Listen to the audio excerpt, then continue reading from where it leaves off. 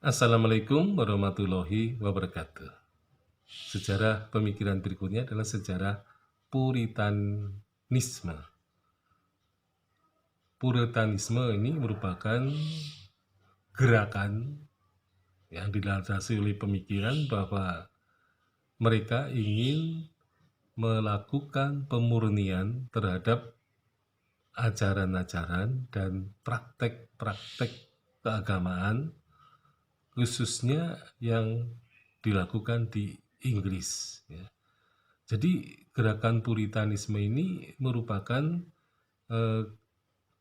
gerakan yang bisa dilihat dari reformasi agama, terutama yang dilakukan oleh kaum Protestan.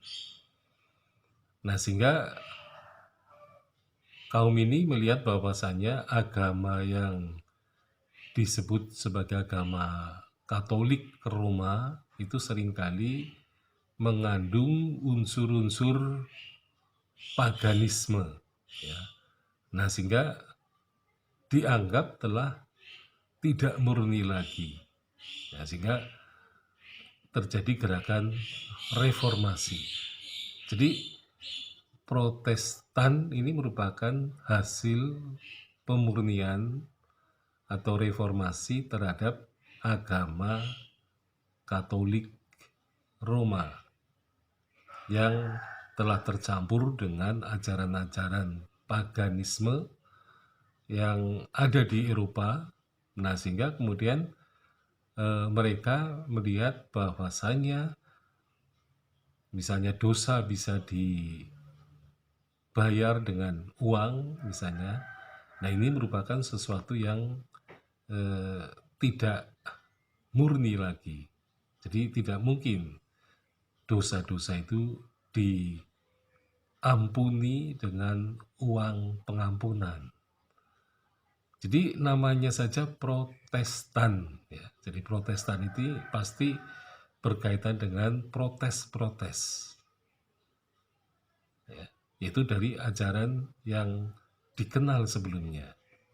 Jadi Protestan ini kemudian menjadi semacam aliran yang disebut sebagai Protestantisme, di mana Protestantisme ini mencoba memurnikan agama Katolik Roma menjadi agama yang kemudian mereka sebut sebagai Protestan.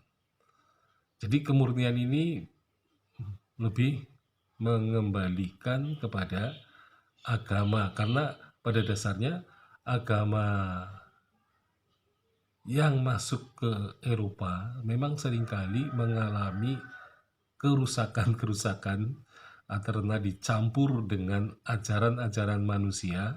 Jadi manusia-manusia mempunyai hawa nafsu untuk mengubah kitab suci.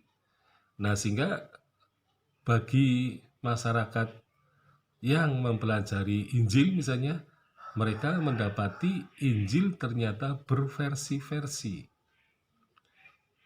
Nah, justru kenyataan ini menunjukkan bahwasannya banyaknya versi Injil, orang menjadi bingung gitu ya, terutama untuk menetapkan versi mana di antara Injil-Injil itu yang asli.